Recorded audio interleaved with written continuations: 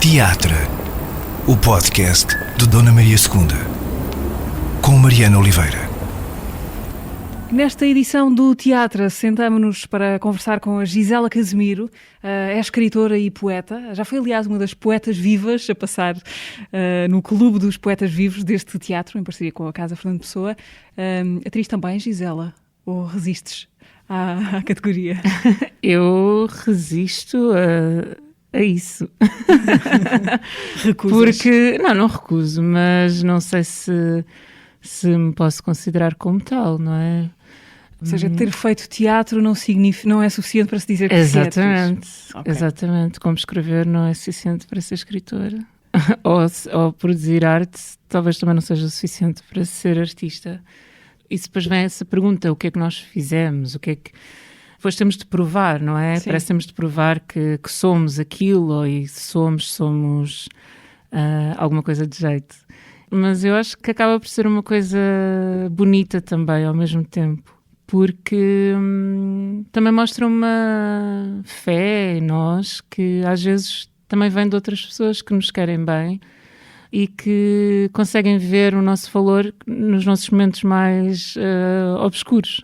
Não é uma exigência que nos fazem, mas ou talvez nos façam a exigência de olharmos para nós com esse mesmo amor e com essa mesma confiança. Eu estou-me a lembrar da conversa que tiveste com a Eunice Munhoz recentemente, não é? Em que ela fala muito nisso, não é? De que ela já desde muito nova acreditava em si própria. E eu acho que isso é uma coisa incrível, poder acreditar em si desde o início, porque muitos de nós vivemos uma vida inteira sem acreditar, ou vamos tendo momentos em que acreditamos mais ou menos, ou chegamos a isso tarde na nossa vida. E nesse sentido é importante que de fora confirmem alguma coisa daquilo que suspeitamos. Porque nós também não existimos, eu No posso viver vazio. no meu mundinho, Sim. não é? E achar que sou a maior, ou achar que é válido e fazer as coisas só para mim, mas quando estamos a falar de uma profissão, não é? Estamos a falar de algo, uma profissão, um talento, uma vocação. Estamos a falar de algo que, por mais views que a nossa vida dê, nós não conseguimos evitar fazer. Não é? Nós temos de fazer, temos de criar. A escrita está nesse lugar para A ti. escrita está nesse lugar e o resto também está. E na verdade é engraçado porque, quer dizer, eu tenho alguns contratos em que eu estou lá como intérprete e como dramaturga. Não é? E a verdade é que há algumas condições, não é? Eu só pisei palcos muito importantes, Sim. mas eu não tenho formação em Começaste em teatro. grande. Comecei em grande e aprendi a ver com pessoas que são bastante conhecidas, não é? Então aprendi aí, tive essa sorte, mas não tenho uma escola de teatro, é uma coisa que eu gostava ainda muito de ter. Gostavas de perseguir uma formação mais Gostava, oficial?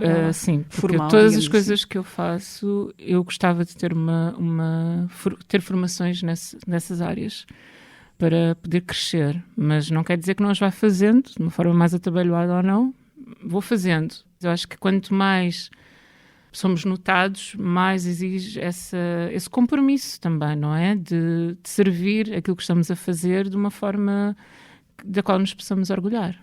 Tentando pôr isto em termos quantitativos quase, neste momento, o que é que te ocupa a maior parte da vida? É escrever? Eu diria que é pensar demais e diria que a burocracia e perseguir o tempo, não é? Infelizmente escrevo mais e-mails do que texto literário, não é?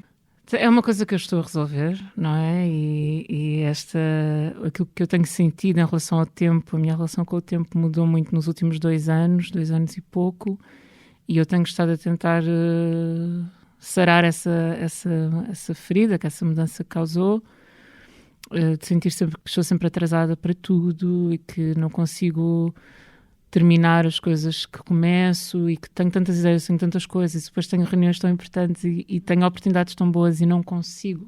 Quer dizer, não agarro umas coisas, agarro outras, mas sinto que me tenho dispersado e é claro que há momentos em que nós temos de agarrar essas oportunidades e é importante fazer coisas que nunca fizemos, não é? Sim, porque tudo é caminho, não é? Tudo é caminho, tudo é aprendizagem e agora cheguei ao final do ano muito, muito cansada da pandemia, do pós-pandemia, cansada do trabalho e de estar sempre assoberbada, mas também cansada dessa coisa de... Eu sou muito obcecada por listas e tenho listas de coisas que vou revendo isso, não é? Coisas que eu quero fazer e coisas que eu quero ser e coisas que quero melhorar. E há coisas que eu vou levando comigo que já não se tornam só um objetivo, são um sonho, tornam-se um peso, não é? E depois eu estou a criar este peso em mim própria. Então tenho estado a refletir muito sobre isso. Então, isso tem tomado muito o meu tempo, mas agora também terei assim uns dias para descansar, e agora os primeiros 2 meses do ano vão ser muito focados a terminar grandes coisas. Tenho estado feliz porque acho que entrei numa fase de sorte na minha vida, então isso aliado ao trabalho e a encontrar pessoas incríveis está a tornar-se a minha vida está a tornar-se aquilo que eu sempre que eu imaginei. E isso é uma coisa muito boa.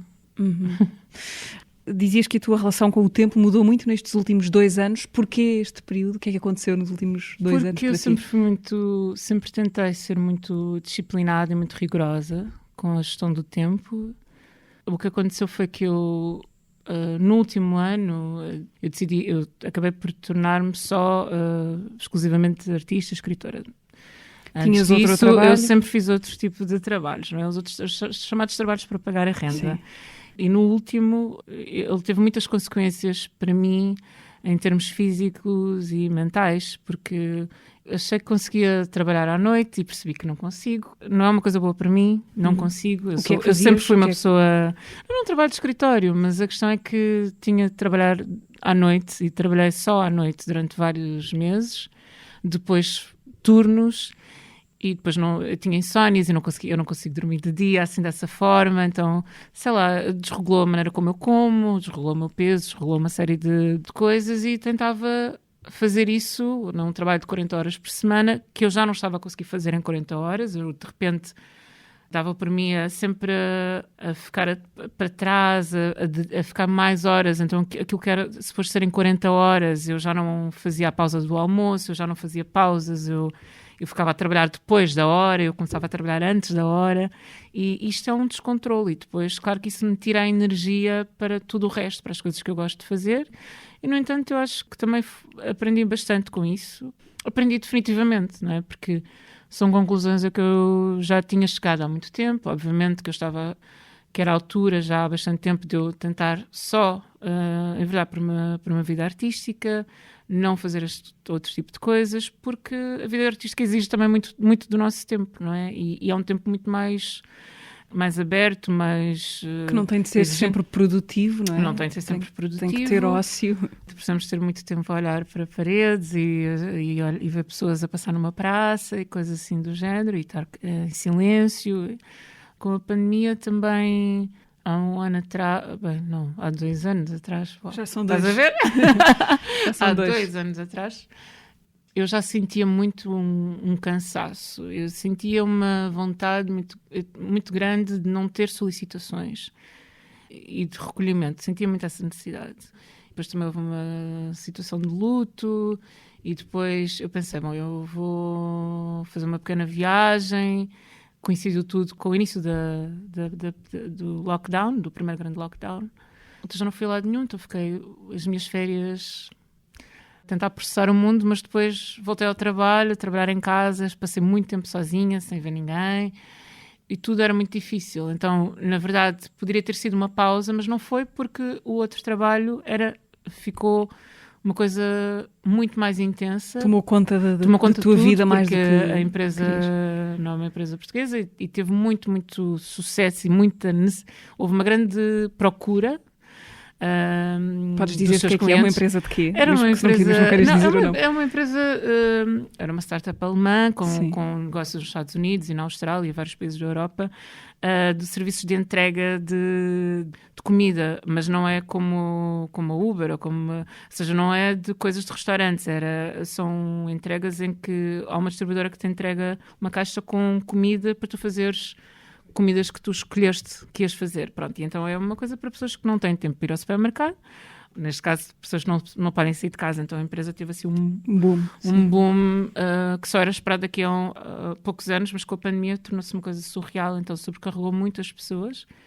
E eu depois até tive uma promoção, mudei de funções, mudei de horário, mas é aquela coisa de continuares a fazer coisas que qualquer pessoa pode fazer e estás a descurar aquelas que só tu podes fazer, não é? Eu acho que essa é a grande questão, porque eu sabia que não tinha a ver com a empresa, tinha a ver comigo, fundamentalmente.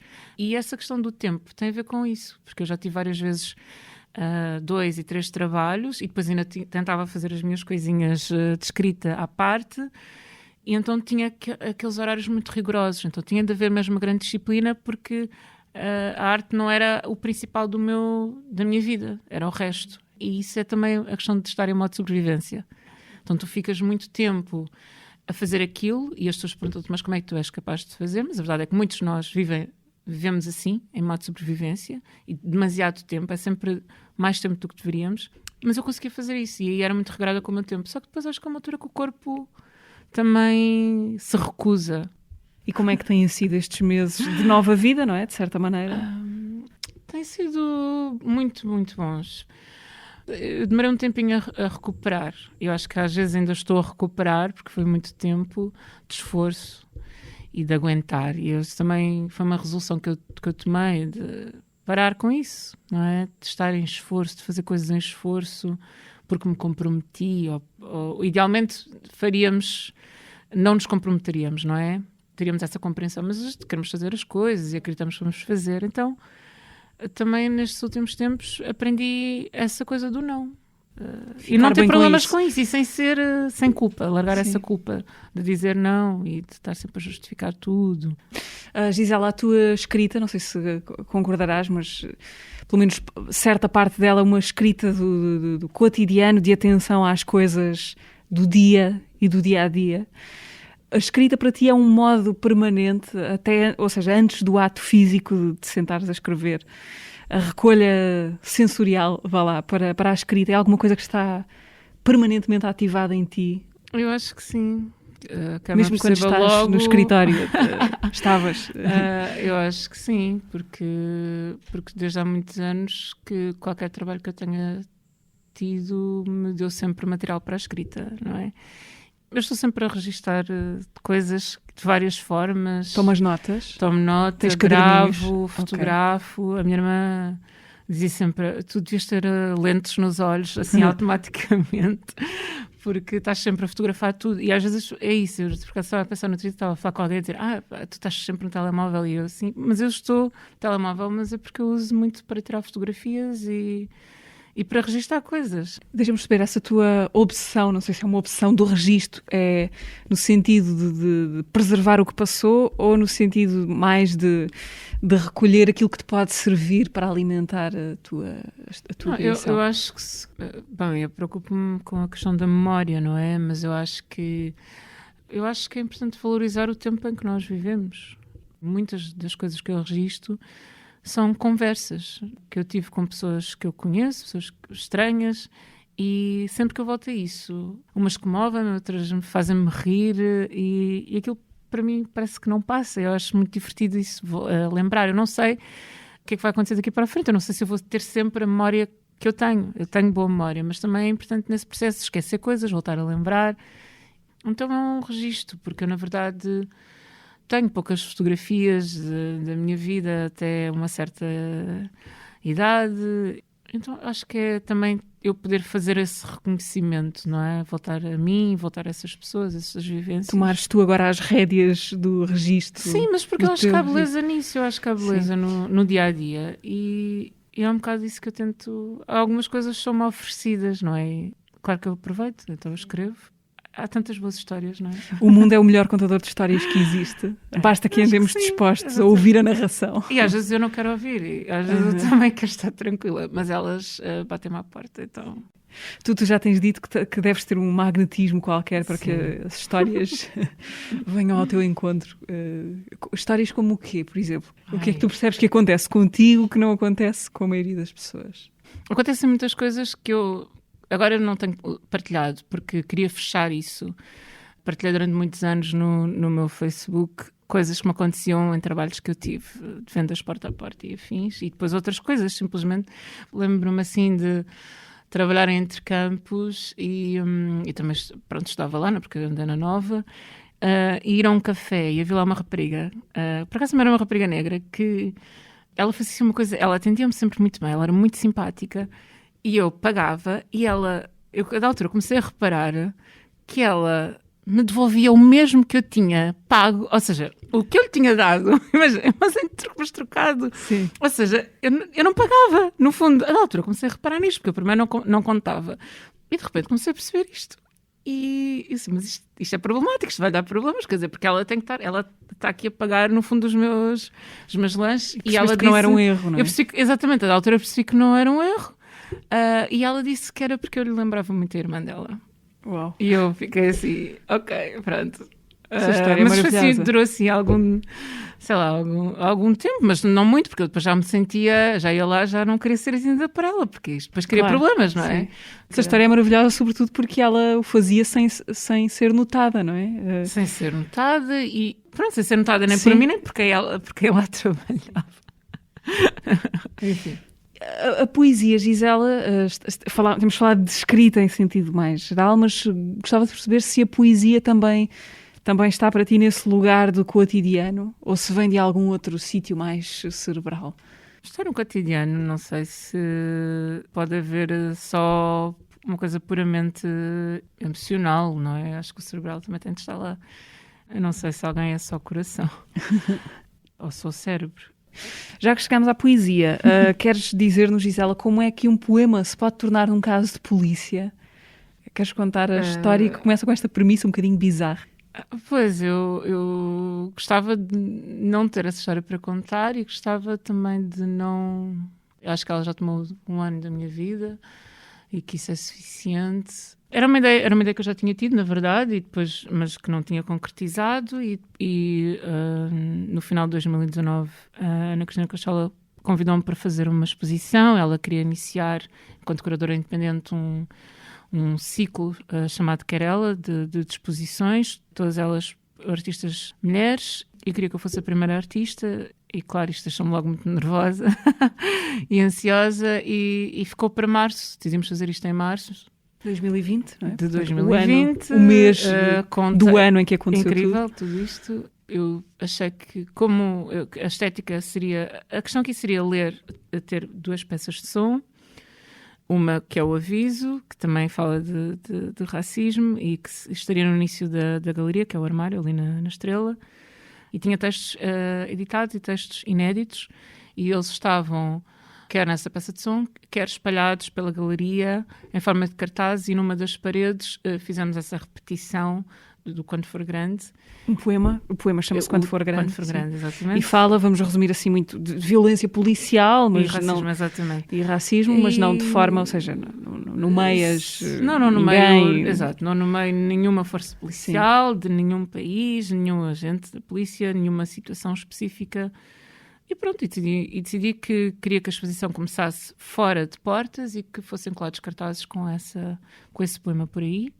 Nos primeiros dias eu recebi logo fotos de algumas pessoas que conheciam o poema, sabiam que ele era meu. O poema não estava assinado, mas eu queria que as coisas estivessem na exposição como estavam fora. Portanto, não tinha o meu nome, não tinha nada. Era só o poema. Porque era só sobre o poema, não é? E pronto, e a pessoa que estava a colar os cartazes foi levada para a esquadra por 2 agentes à paisana. Lhe perguntaram o que é que se passava ali, o que é que era aquele poema. Depois O poema falava de polícia. Exato. Um poema curto. Poema curto e um poema... sim, mas quer dizer, isto foi em março e em janeiro tinha havido aquela agressão à Cláudia Simões. E como houve várias situações, não só em Portugal, mas também no resto do mundo. E depois o resto do ano foi aquilo que nós vimos, não é? Com o George Floyd e várias outras situações. Então, acho que havia muita tensão e eles não compreenderam, e como era uma coisa que não compreendiam, acharam que era melhor questionar e investigar. E isto aconteceu na madrugada que antecedia a inauguração. Depois a Ana foi à esquadra, levou o livro, explicou que aquele poema estava num livro, que isto fazia parte de uma exposição, etc. Eu não cheguei a ir à esquadra, mas depois inaugurámos e no sábado, e depois na segunda-feira fomos ao Campos de Justiça, depois aquilo seguiu para a investigação, depois veio o confinamento, não é? Os dois foram chamados a prestar declarações, ele recusou, ela depois foi, ela era testemunha dele, e foi nessa altura depois que ela foi constituída arguida, portanto já havia um arguido, e eu não tinha sido detida nem achada nesta situação, e só fui ouvida depois como testemunha da Ana. Foste testemunha Cajal, do sim, processo. que é ridículo, não é? Enfim, não sei, Uma situação que tomou proporções completamente descontroladas, e desnecessárias. toda a gente dizia, toda a gente relativizava, toda a gente dizia, isto é ridículo, isto não vai dar em nada. Ok, tudo bem, mas quer dizer, como é que eu sou uma mulher que está, uma pessoa, uma artista que está a ser silenciada, não é, em 2020, não posso ter o meu poema por aí, porque depois foi tudo arrancado das ruas. A exposição foi interrompida com confinamento, depois reabriu em julho, e pronto, é um poema que agora neste momento já está traduzido para alemão, e ele já tem sido lido e discutido noutros países, também agora na tradução do meu livro para mandarim, que também saiu, e também vai ser outra antologia em língua espanhola, e também eu faço questão que ele seja traduzido, porque acho que temos de refletir sobre isso, mas lá está, é o poema por si, esta situação, uma coisa extra, que demorou 1 ano até ser resolvida, e para mim foi infernal, porque estamos em democracia. Sim. E porque te Não sentias de certa maneira responsável por eu sentia por aquelas pessoas sim, que estavam tiveram de envolvidas. informar, não é? Porque é que ficam com termo de identidade e residência, e porque depois, na verdade, nós só depois de Ana ser constituída arguida que demos uma entrevista sobre o assunto, porque ao início algumas pessoas com quem eu me consultei sugeriam que nós falássemos logo nisso na imprensa, mas também íamos para um lockdown, quer dizer, era tudo muito caótico, muito incerto. Então, depois de ver algumas outras situações, como a do Nuno Saraiva, que também foi acusado do mesmo artigo, 187, ofensa à autoridade, e nós então falámos com o Observador, o cartunista Nuno Saraiva, falámos com o Observador, e depois houve alguns programas de televisão que foi falado e lido o poema, e foi falada a situação, e depois o Daniel Oliveira também escreveu sobre isso. José Diogo Quintal. Outras pessoas escreveram sobre isso, mas a verdade é que, e até houve quem me dissesse assim, mas então tens aqui pessoas de direita a escrever sobre isso. E eu disse, pois, mas elas pelo menos estão a escrever, se até elas entendem que isto é uma coisa que não deveria ter acontecido. Se calhar quem está mal é que não vê isso, porque não é aqui a questão de ser só eu, não é só o meu direito à liberdade de expressão, à liberdade artística, é o direito de todos nós, não é? E o que é que ia acontecer a seguir? A gráfica ia ser constituída arguida, quer dizer, onde é que íamos parar com isto? Para mim foi muito preocupante, porque eu não sabia o que ia acontecer e porque nunca tinha estado naquela situação. E não me conseguia rir da situação, porque, quer dizer, se bem que pensar que eles foram à esquadra e havia uns 10 polícias de volta do poema, assim, meu Deus, essa é a única parte que me faz rir, mas tudo o resto... Talvez com o tempo, não é? Ali a tentar fazer análise, é preciso tempo. Sim. É preciso tempo, porque é muito engraçado, porque eu tenho estado a ir muito ao Museu do Aljube e estive lá a fazer uma leitura com outras mulheres das Novas Cartas Portuguesas, e que é um livro incrível, e quando se lê aquele livro e se pensa, ok, as mulheres passaram por isto foi censurado, mas estávamos em ditadura, agora eu penso que eu fui censurada e estou em democracia, para mim isto é grave. E depois isto cria muitos medos, não é? Porque é que nós podemos dizer, não dizer, falar, mas como já dizia Audre Lorde, o nosso silêncio não nos protegerá.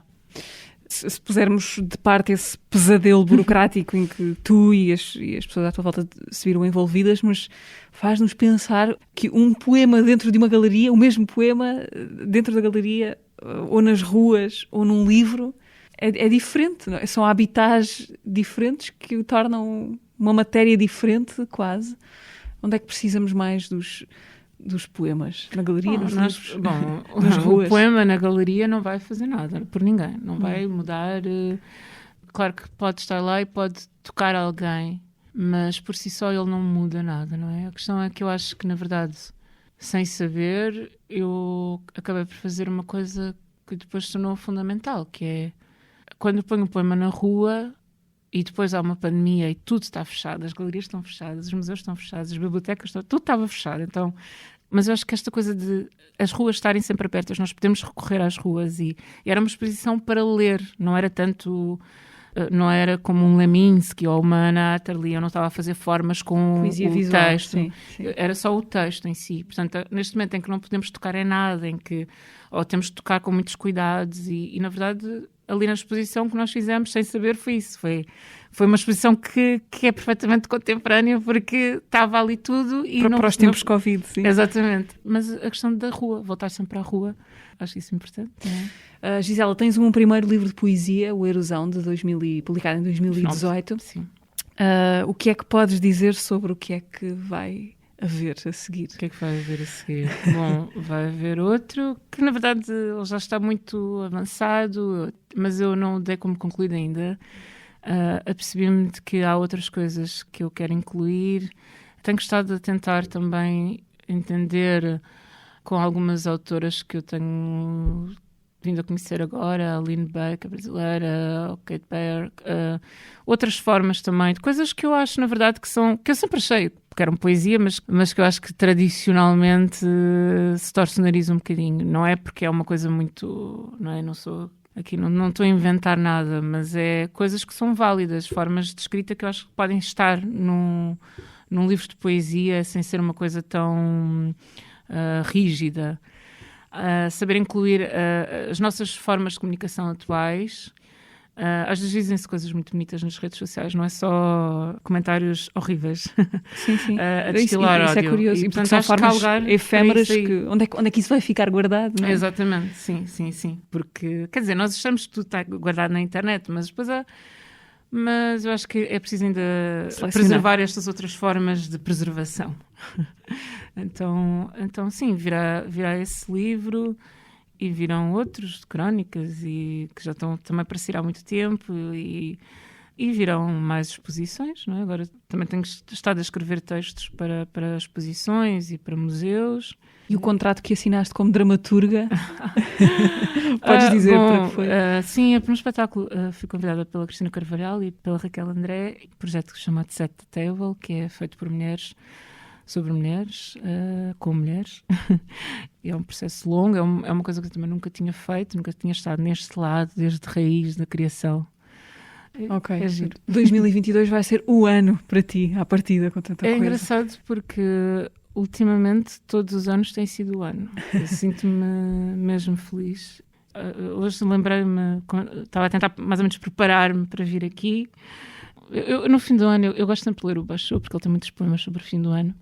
E há um que diz: talvez eu seja uma dessas pessoas felizes que vão chegar ao fim do ano. E pronto, eu acho que é isso. Acho que sou uma pessoa que chega feliz ao fim do ano, de mais um ano.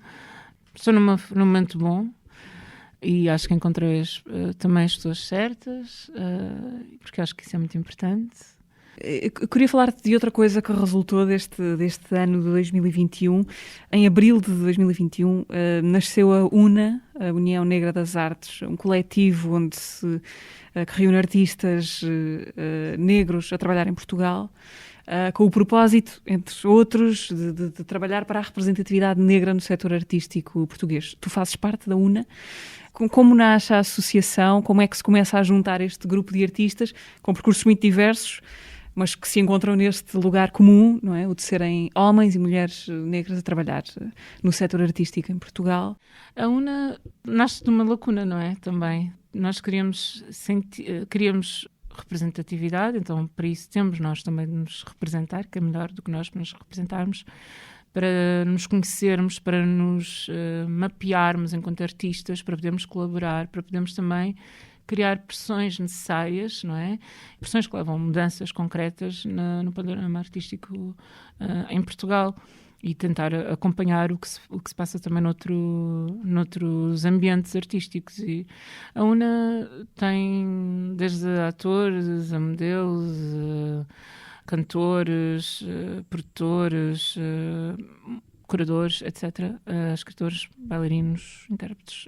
Bom, já tem acontecido algumas mudanças, não é, importantes, como aquele critério de 10% na DG Artes, nas candidaturas, portanto, garantir que existe representatividade e que ela existe desde o primeiro momento, mas também, no fundo, a UNA também serve para si, também não é só para fora, é para dentro, tem a ver com processos de fortalecimento e de comunidade e de comunhão e de beneficiarmos nós das nossas experiências, das nossas ligações colaborarmos entre nós, formarmos-nos entre nós, usar as nossas mais-valências e, entretanto, fazer essas mudanças também nas estruturas, não é? E tem acontecido algumas coisas interessantes. Já tivemos aqui uma reunião com o Pedro Penin, recentemente, por exemplo, também nos convidou, foi o seu primeiro ato oficial, quando assumiu a nova direção do Dona Maria II, foi exatamente reunir com a UNA. Isto é muito importante, mas há muito trabalho para fazer.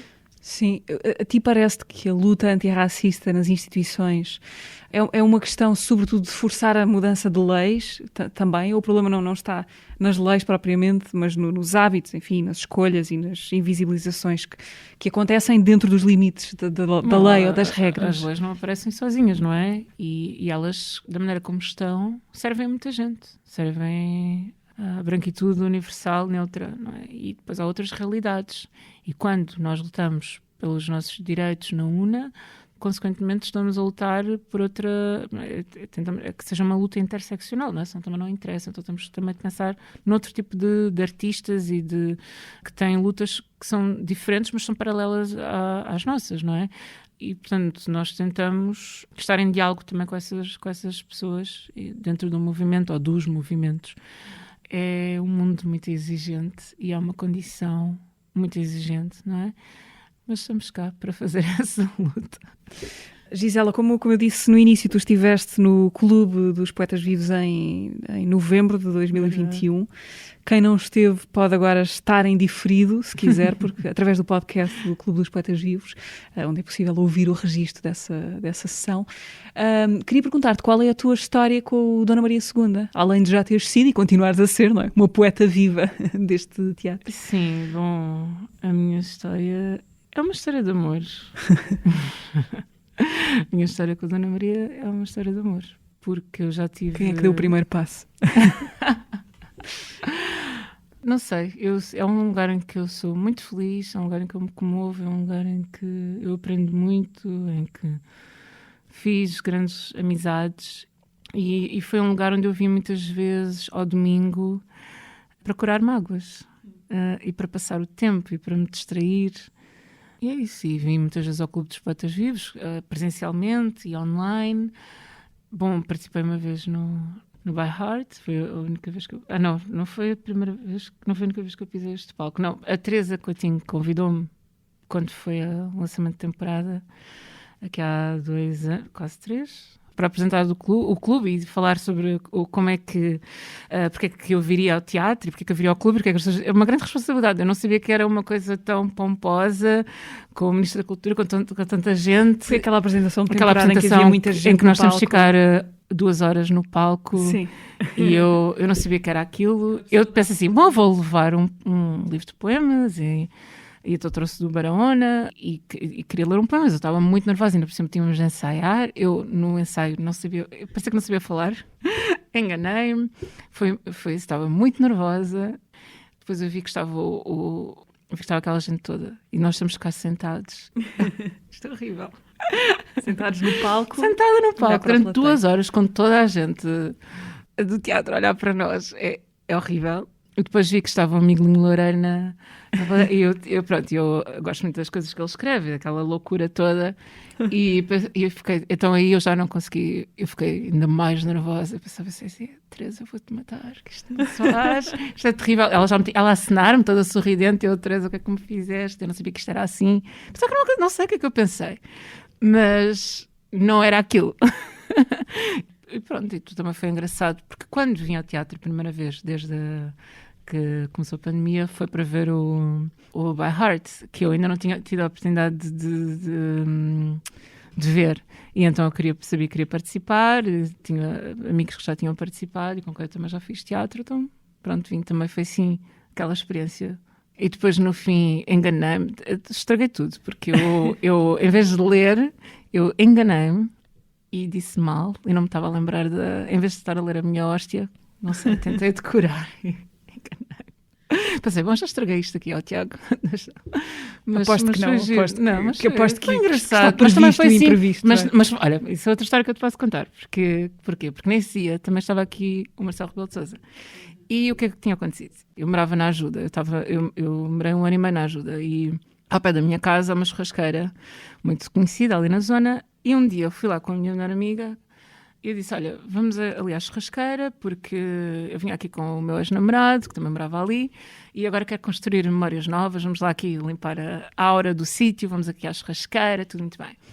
Sentámos e tal, de repente aparece o Marcelo, com mais não sei quantas pessoas, e vou lá para a sala do fundo e eu, pronto, então está feito, estás a ver já. Estamos aqui as duas, é uma nova memória, e entra o Marcelo, é ótimo para espantar memórias de ex-namorados. Mas depois voltei a vê-lo, depois vi-o num concerto, no concerto da Selma Wamousse, que ela fez. Eu tinha ido a Moçambique, quando houve o furacão.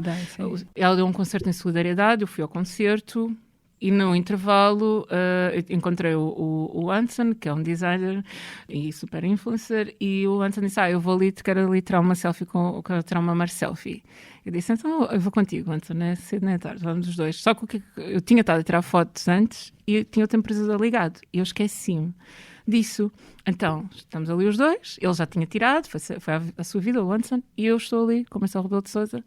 Eu assim, desculpe, bem assim, 10 segundos passam, 10 segundos passam, é como estar a fazer prancha, sabes? Sim. De repente o tempo ganha toda uma hora, estende-se para sempre. E ele assim, você, imagina, nós os dois olhámos para a nossa cara, o temporizador ali, tudo a parecer-me, estava a demorar muito tempo, e ele assim, você é muito fotogénica, e eu assim, e o que é que me ocorre? Eu assim, sabe que eu ouvi na churrasqueira no outro dia. E ele, então eu não me disse nada, para a próxima diga-me coisas. Então... eu assim, peço imensa desculpa, esqueci-me de que isto tinha o temporizador, e ele, não faz, já ficámos ali. No início passaram os 10 segundos? Passaram os 10 segundos, ainda não tínhamos, pronto, foi antes da pandemia, não é? Agarram-me assim nas peixes, assim 2 vezes. E depois, então, entretanto, vim aqui ao By Heart, e eu já de máscara, e ele lembrava-se de mim, pronto, foi assim uma coisa muito engraçada. E depois assim, nessa selfie, atrás, nessa selfie está um segurança, com uma expressão, assim, eu tenho que te mandar esta foto, porque é uma expressão, está no meu Facebook, é incrível. Quando eu postei aquilo, eu tinha amigas que faziam zoom e metiam assim crops só da cara do segurança, porque ele está com uma cara tão incrível que eu não te consigo explicar, tens de ver a foto, mas é uma assim, cara muito hilariante. Ele está assim com um ar assim meio desconfiado, está lá ao fundo e nós os dois na selfie, mas está muito engraçado aquilo, não sei explicar. Pronto, e isto, para fechar aqui o coisa. A trilogia Marcelo Rebelo de Sousa. Do Marcelo, mas não é só o Marcelo, mas o Marcelo que me perdoa, mas aqui a grande estrela é a Selma Wamousse. Porquê? Porque o último concerto que eu fui foi ao concerto de aniversário dela no Beleza, e eu já fui também ao concerto dela, essa abertura de temporada que eu vim aqui fazer essa perninha pela Teresa Coutinho. Depois, quando abriu a temporada, ela abriu com um concerto da Selma. Na varanda, Júlio. Na varanda. E ela depois veio cá para baixo e foi incrível. E eu já tinha ido a concertos dela, porque eu sou amiga de Samuel Lúria e eles, que é o padrinho de casamento dela. Nós somos, isto só para dizer que está tudo ligado, eu já tinha cruzado com ela, mas agora, ultimamente, tenho podido estar mais vezes com ela, que eu acho que é um privilégio. E tenho estado a fazer um trabalho social incrível. É uma pessoa que me inspira muito. E a semana passada, no concerto, eu pensei assim, mas eu sei, sempre que eu estou a ouvi-la, eu encontro mais e mais razões porque é que eu gosto tanto da música da Selma Wamousse e dela enquanto pessoa. Mas depois, no último dia, o que me ocorreu foi que ela tem músicas que me lembram muito, músicas que eu só ouvi em casa dos meus pais, que eu nem percebia o que é que se estava a ser dito, mas que eram músicas com tanta alma. Então tive assim um flashback total nesse concerto da semana passada. Ela estava muito contente porque era 40 anos e tudo mais, mas se eu disser, não sei, tenho tido grandes momentos da minha vida associados a ver a Selma ao vivo. E pronto, eu fui vê-la, o concerto dela era na véspera de eu fazer essa viagem, que então ficou adiada a Paris, onde eu voltei ontem. É impossível estar com a Selma, ouvir a Selma e não se sentir assim, que maravilha, o mundo... Que força que está aqui, que força, em assim, potência. E o trabalho que ela faz por Moçambique e pela educação. Mas aquele concerto que eu vi dela aqui na varanda foi muito mágico, porque nesse dia eu percebi que havia ali qualquer coisa entre mim e uma pessoa, e a pessoa achou o mesmo, e então foi assim uma coisa, foi ali um princípio de alguma coisa. Sim. Que depois seria cimentar. Há muitos momentos aqui de amor e de alegria e de inspiração. E há uma coisa muito importante que é, não é só a questão de, por exemplo, da Aurora Negra, que é inevitável falar, obviamente, mas todas as nossas manifestações acontecem aqui no Largo de São Domingos, não é? Vai tudo dar aqui. Eu tenho estado muito cá dentro e adorava que estivessem mais pessoas racializadas aqui dentro e mais vezes e na Sala Garrett. Eu emocionei muito. Este ano uma nova amizade que eu fiz foi o Emicida, o rapper brasileiro, que ele teve cá. E ele tem um documentário na Netflix que é um concerto dele filmado no Teatro Nacional. Em São Paulo. Sim, e estava lá dentro, e casa cheia lá dentro, mas a ser transmitido de fora, para de facto ninguém ficar excluído.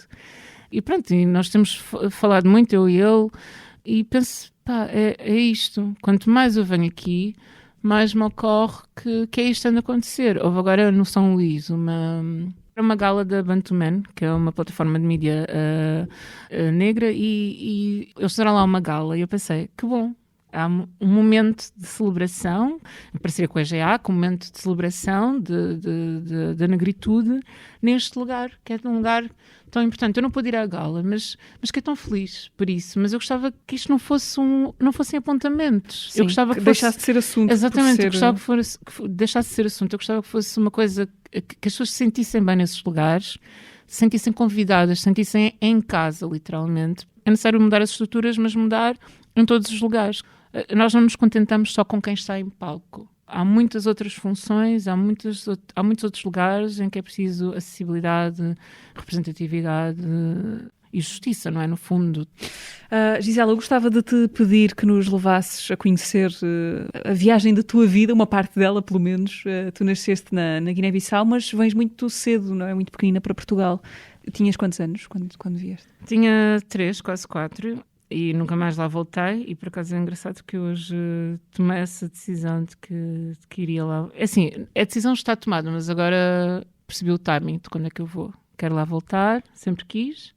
Estou muito, muito, muito ansiosa, porque os meus pais voltaram já várias vezes, os dois. A minha irmã nunca lá foi, minha irmã nasceu aqui, e eu quero muito ir. Acho que há coisas que estão lá à minha espera e que eu só vou saber sobre mim quando lá estiver, e para além disso eu sei que há um país que está cheio de histórias que eu quero ouvir e ver. Portanto, quando voltaste, vieste com os teus pais. Sim. A tua irmã ainda não existia, vieram os 3. Viemos, sim. Lembras-te disso ou eras muito pequena? Eu lembro-me muito pouco. Eu, como te dizia há bocado, nós temos também muito, muito poucas fotos enquanto família. Sim, nós viemos para cá e, na verdade, esse ano, que foi 88, os meus pais ficaram aqui. A minha mãe tinha vivido sempre na Guiné, meu pai tinha vivido em Angola e depois foi para a Marinha Mercante Grega trabalhar. Então, a formação dele é toda, embora não se tenha formado em termos de ensino nessa área, mas ele trabalhou sempre com a grande maquinaria industrial, portanto é assim, um trabalho muito de engenharia, e ele fez esse tipo de trabalho um pouco por todo o mundo, viajou muito, e depois eles eram muito novos, não é? Nessa altura os meus pais são muito jovens. A minha mãe eu sou de 84, a minha mãe é de 64 e o meu pai é de 61, os meus pais são muito jovens. E ainda muito jovens, infelizmente aconteceu-lhes, portanto, eles mudaram para aqui, não é? Prontos para começar uma nova vida e tinham todas as condições para tal e para que isso acontecesse da forma mais feliz possível, mas às vezes temos destinos muito cruéis também e na verdade isso coincidiu com nós termos acabado de chegar e estarmos no Chiado quando houve aquele incêndio e estarmos alojados num sítio que ardeu e com ele arderam as nossas coisas todas, e então eles tiveram um começo. Aquilo que ia ser um recomeço tornou-se um recomeço uns níveis mais abaixo, que depois afetou muito a relação deles e a relação com a vida, e, não é? Eram pessoas muito jovens que depois acabaram por ter de passar por muitas provações e muitos sacrifícios, e são as pessoas que eu conheço que mais trabalham e que mais honram o trabalho e também muito generosas dentro disso. E, portanto, aprendi coisas muito, muito, muito boas com os meus pais. E pronto, e depois, claro, que a vida, entretanto, foi mudando. O meu pai é um grande ativista e é uma pessoa muito, muito interessada, que depois também acabou por estudar Ciência Política e Relações Internacionais, mas que ele escreve, ele criou um site que é o Contributo, que existe desde 2002, creio eu, em que ele escreve e reflete só sobre a Guiné-Bissau e que também tem muitos colaboradores e teve muitos colaboradores ao longo dos anos e escreveu para vários outros meios de comunicação e vem muito citado em tese e tudo mais. E escreve poesia, escreve em português, escreve em crioulo e sim, é uma pessoa muito ligada à vida política e ao ativismo. Deixaste agora algumas pistas sobre isso, não é? Mas quem é que foram sendo as tuas referências na escrita? Tiveste faróis, livros e faróis, pessoas que te foram alimentando esse interesse? Como é que foi esse teu crescimento? Bem, assim, eu acho que eu era muito curiosa, não é? Então fui lendo um dos livros, a Alice Walker, eu diria que me marcou desde muito cedo. Eu li muitas vezes A Cor Púrpura e a poesia dela. Também fui marcada pelo Sr. Melbrenner, por vários autores, mas eu não nego essas referências iniciais, eu acho que elas são muito importantes, mas eu acho que agora nós tomamos uma consciência, fui tomando uma consciência muito, muito maior, não é? Uma das grandes decisões que eu tomei o ano passado foi que eu iria escurecer a minha biblioteca. Então eu comprei e continuo a comprar mais e mais e mais e mais autores negros e autoras negras e mais mulheres. Eu estou muito feliz por estar cada vez mais desperta para a produção literária negra. Acho que agora é uma altura em que eu também posso ser uma leitora melhor, que é uma coisa que me interessa. Gisela, vamos parar aqui um minuto para escutar um resumo do que foi a última conversa do teatro. Estivemos com o Miguel Seabra, que aliás nestes dias traz o Ilhas aqui à Sala Garrett do Teatro Nacional. Cada ilha é uma imensidão. As ilhas são um manancial de potência emocional. Eu não ia ser fantástico. Ia ser, quanto muito, um músico bom. E na arte o bom é pouco. Alguns amigos disseram-me: olha, Poço do Bispo, nem a tua mãe te vai ver ao Poço do Bispo. O meu compromisso como artista é com a vida. Eu conto histórias. É a razão porque o público vai ao teatro, é para ouvir histórias. Eu tive o AVC 1 hora antes de entrar para palco. Portanto, esse espetáculo já não fiz.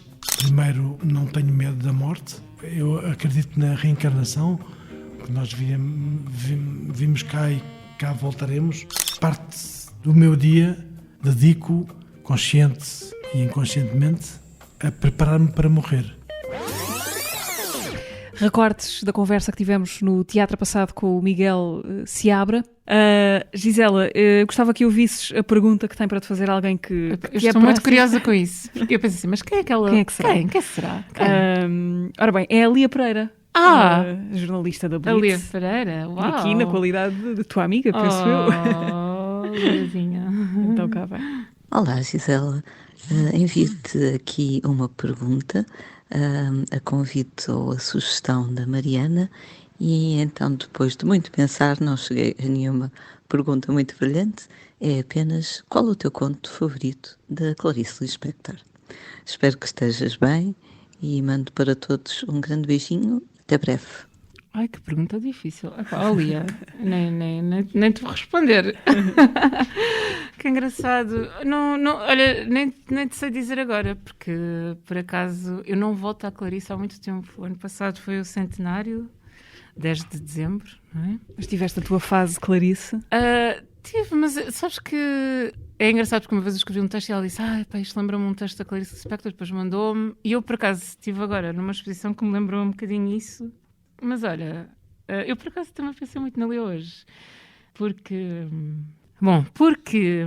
a Lia, e eu acho que isto é mais importante do que falar da Clarice Lispector, desculpa, os adoradores da Clarice, mas eu tenho pensado muito na Lia, porque a Lia é uma pessoa incrível, que eu conheço há há vários anos e que é uma pessoa também muito generosa e que tem passado por algumas perdas. E ali é uma pessoa que queria, para mim, já escrevi sobre isto num artigo em que falava de comunidade e que falava dessa questão de nós criamos comunidade hoje em dia, como é que isso se faz? E a Lia criou várias comunidades.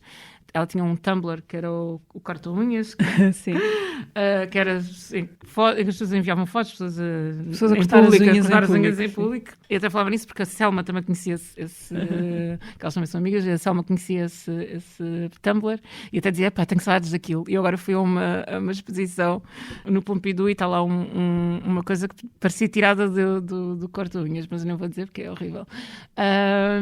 E ela criou isso, ela criou 2 grupos de Facebook, um que é o Gataria e outro que é Amigos em Tempo de Corona, e portanto isso até me arrepio porque ela dá o seu tempo e ali perdeu recentemente o Farrusco Rameiro, que era o seu gato, um gato que ela adotou já em adulto e que ela teve durante muitos anos. E pronto, enfim, então ali é uma pessoa incrível, que é a pessoa que me compreende melhor, porque ela atrai montes de gente, assim, ela tem montes de situações como as minhas. A Lia tem histórias magníficas, táxis, Ubers, paragem de autocarro. Assim, ela é a minha alma gêmea dessas vivências cotidianas, surreais, das conversas que as pessoas contam-nos tudo, e eu adoro ler as histórias dela.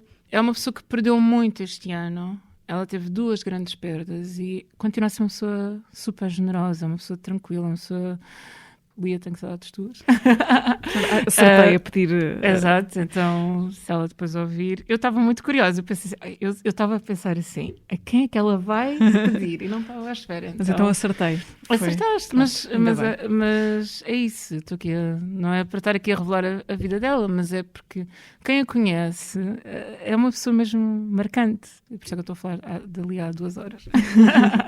Gisela, para terminarmos, tu há bocadinho, algures nesta conversa, falaste do teu amor por listas. Qual é a coisa da tua lista para 2022 em que queres fazer o primeiro check? Ir à Guiné. Ok. Acho que é a coisa que está na minha lista há mais tempo e acho que é aquela que me vai dar maior felicidade, com todas as coisas boas que eu sei que ainda virão em 2022, mas essa eu sinto que é de facto honrar a vida que eu tenho e que os meus pais me deram e a nossa cultura, e eu acho que agora eu estou pronta para viver isso da melhor maneira. E isso vai ser tão importante ou mais do que qualquer livro, qualquer palestra, qualquer coisa que eu tenha ido fazer antirracista, também de me educar e estar nesse processo de encontro, é voltar ao lugar de onde eu vim, a minha origem, a minha ancestralidade, estar lá, simplesmente estar. É isso. Gisela, muito obrigada. Falaste várias vezes disso, mas eu agradeço também a tua generosidade por teres vindo aqui partilhar as tuas histórias.